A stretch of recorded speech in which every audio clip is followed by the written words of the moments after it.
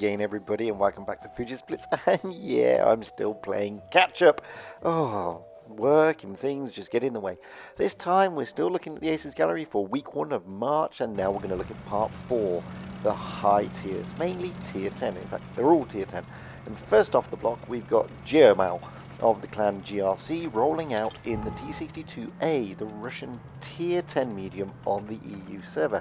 Now, the T62A, what can we say about that? It's a tricky little tank to get to grips with, let's be honest. I mean, the two, you got the T62A and the Object 140. Well, the Object 140, in fairness, is far more user-friendly.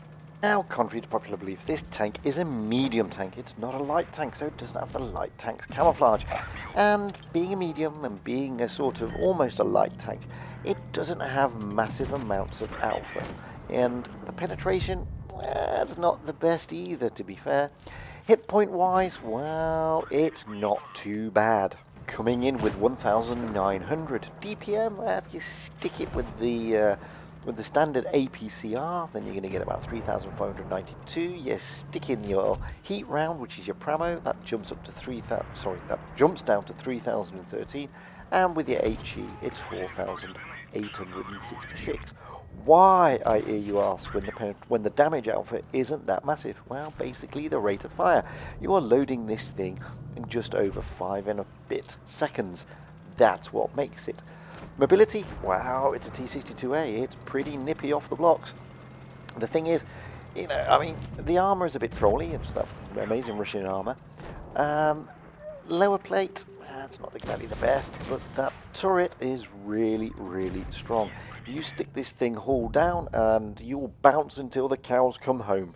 I mean, it is a good tank once you get used to it. As I say, I think this is a really tricky medium to play.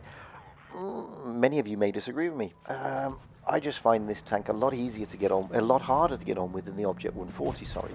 I prefer the Object 140. That's nothing to take away from this tank. It could be my gameplay. I could be just pantsing this thing and better in the Object 140, which is bizarre because they're similar type of tanks.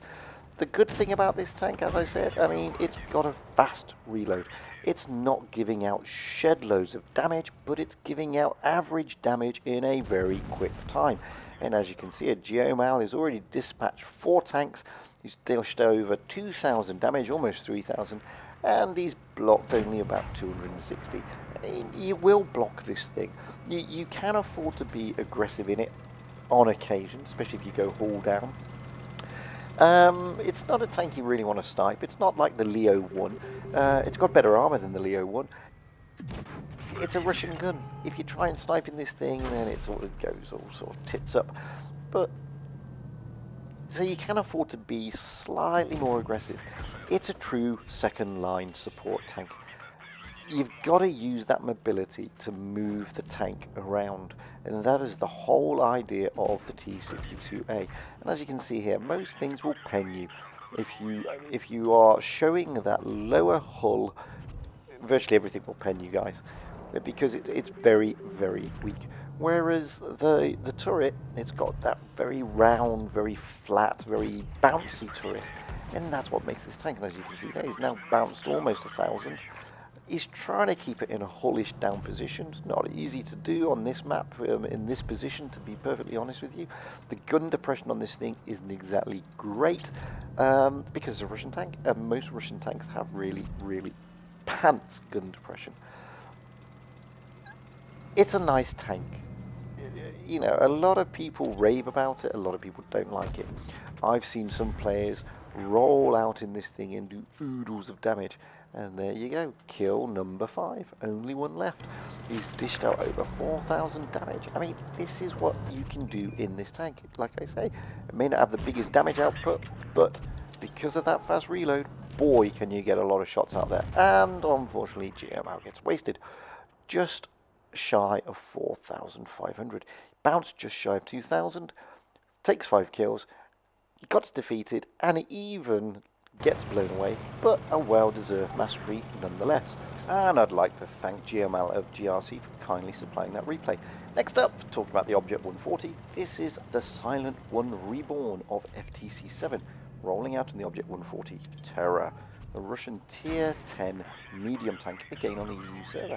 Now, this is basically the sibling, well, not sibling, is it? It's like a second cousin, twice removed, so to speak, of the T-62. Very similar tank. In real life, this was like the prototype for the T-62 in real terms. The thing about this tank, okay, it's very, very, very similar to the T-62. But I just find this tank a bit more forgiving than the T-62. Its mobility is a little bit better, its armor seems a little bit better, and its gun seems a little bit better. Now that could all be in my head, which it is, because it's the same gun as the T-62A. The only real difference between the two is the armor profile. This actually has a different armor profile to the 62A, and on paper it's weaker. The other difference is this thing is slightly faster and has better mobility. Plus, it has 1 degree of extra depression. So instead of having 6, it's got 7 degrees. Well, there you go. You know, there are times when your head tells you that the tank is better, and you generally play the tank differently. And as I say, on paper, this thing is actually not as good as the T-62A in real terms. The armor is not as good as the T-62A. It's exactly the same gun, exactly the same reload, exactly the same damage, exactly the same pen. So, realistically, it should play slightly worse than the T-62A, albeit slightly faster, with a bit more gun depression. But this is just the way that the game works, and it's the way that you internally work. I mean, there are some times where you just struggle with tanks for no reason whatsoever. And, you know, that's how it happens. Anyway, getting back to the Silent One Reborn. So far, he's dished out a shed load of damage, and he's bounced almost 1,000, and he's taken 2 kills, one of which was the Death Star, which was a really important kill. And as you can see, you can really throw this thing around the battlefield. It's only got 5 kilometers more than the T-62A, but that 5 kilometers is actually quite a lot in real terms. Don't get me wrong, I mean, I like, oh, another Death Star. Who's given up the ghost? And there it is, it's all over. 4,000 damage, a well-deserved mastery, and 2 kills. And, you know, as you can see there, it's a similar gameplay to the T-62A. And I'd like to thank the Silent One Reborn of FTC7 for kindly sharing that with us. Sticking with the Object 140, this is a really good friend of mine, Velvetundywhere, of my clan, FTC1. Yay!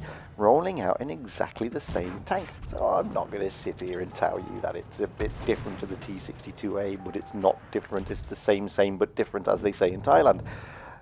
There's no point. You've already heard it, you can rewind it and listen to it again. Let's talk about how Velvetundywhere plays the tank. Well, here we are on Faust. Tricky map in Supremacy makes it even trickier because of those 4 cap points. I mean, Faust is not an easy Supremacy map. You've got 2 choices. You can head towards the A, or and therefore open up the possibility of the enemy team taking all the city cap points, or you can head for the city and, you know, open up the possibility of being flanked. What they've done here is a bit of both, as you can see. Some of Velvetundywhere's team has gone to A, and they're embroiled in a slogging match.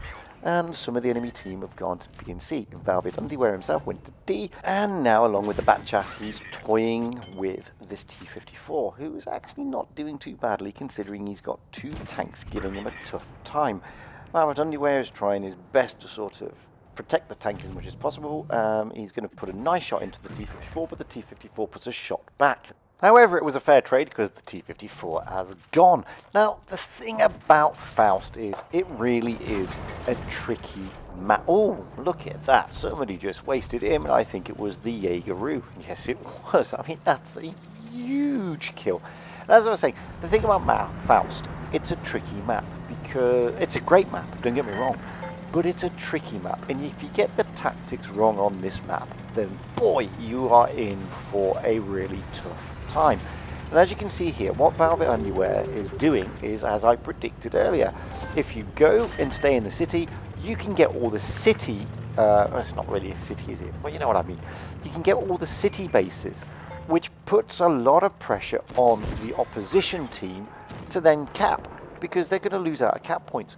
And they all went realistically to A. And now They're wide open. This Death Star is gone. Velvetundywhere gets his first kill, does over 2,500 damage. He's taken 3 bases. There's only 2 teams left on the other side, and they are going to lose. It's as simple as that, because they're going to lose on cap points. And this is the thing about this map, as I was saying. You get the tactics wrong, you get punished. You really do. It is a very tough map, strategically and tactically.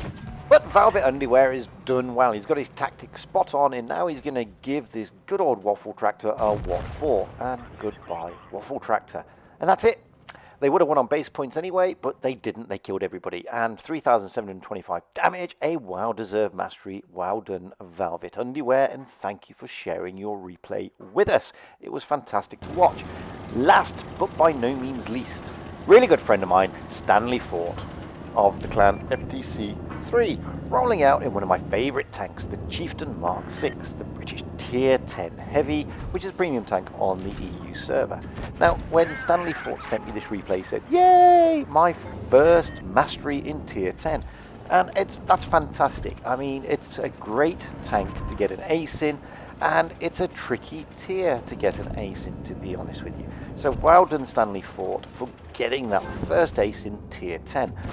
What about this tank? Well, I love this tank. I mean, this tank is a beast of a tank. It really is. The turret is rock solid. It is a true haul-down tank. It has a fantastic gun that dishes out a lot of pain when it wants to. Penetration-wise, not too bad. Armor, like I said, the turret is rock solid. The hull, not so. You stick this thing hull down and you can absolutely destroy the opposition, because they just won't get to you. They'll only start to hurt you if they can get that hatch on the top, and that's a really tricky shot at this tier, but it does happen. You will see people eventually resorting to firing HE at you, which is always the default position when you can't pen. And as you can see, StanleyFort is put it in a great position, haul down, and he's just farming away, absolutely farming away. He's got, what, 5 red tanks in front of him, and he's just sat here as happy as a pig in the proverbial. He's just farming damage left, right, and centre, and so far, no one has put a single shot on him. The Death Star on his team is gone, but they've lost 3 tanks on the Reds. Oh, and he finally gets penetrated. Oh, that's gotta hurt. It is such a versatile tank. It really is a nice tank. And if you haven't got this tank, next time it comes around, guys, seriously think about it. I mean, if the price is right and the conditions for getting it are within your budget, if you have got it, then boy, go out and have even more fun in it, because it is fantastic. So you've seen here, StanleyFort has farmed over 3,000, almost 4,000 damage now. He hasn't taken a kill. He's lost hardly, you know, the hit points he's lost is negligible, and he's still farming away. I mean, this map, this position is great for this tank. And, you know, I just love this tank. I really, really do. It's a great tank at Tier 10 to roll out in. And you find the right position like StanleyFort has done here, boy, you are effective. He still hasn't taken a kill. He's now done over 4,000 damage, and he gets his kill finally. 4,100 damage, 1 kill, and a well-deserved mastery. And I'd like to thank my good friend StanleyFort of FTC7 for kindly sharing his replay. In fact, I want to thank everybody who's shared their replays this week. That goes out to Geomal of GRC, the Silent One Reborn of FTC7, Velvetundywhere of FTC1, and StanleyFort of FTC3. That's it, guys. I hope you enjoyed those masteries. They're all well-deserved. If you've got any decent replays, send them to me, fujitsblitz@gmail.com. By all means, comment and like. And if you haven't yet, please press subscribe. It's nice thing to do, and it makes me smile. Until then, I will say my usual. Stay safe out there, guys. Have fun on the battlefield, and happy tanking. Because, you know, that's what it's all about. Having fun and being happy. And take a leaf out of StanleyFort's book. Once he got his first mastery at Tier 10, he was over the moon. That's what it's all about. Being happy and having fun.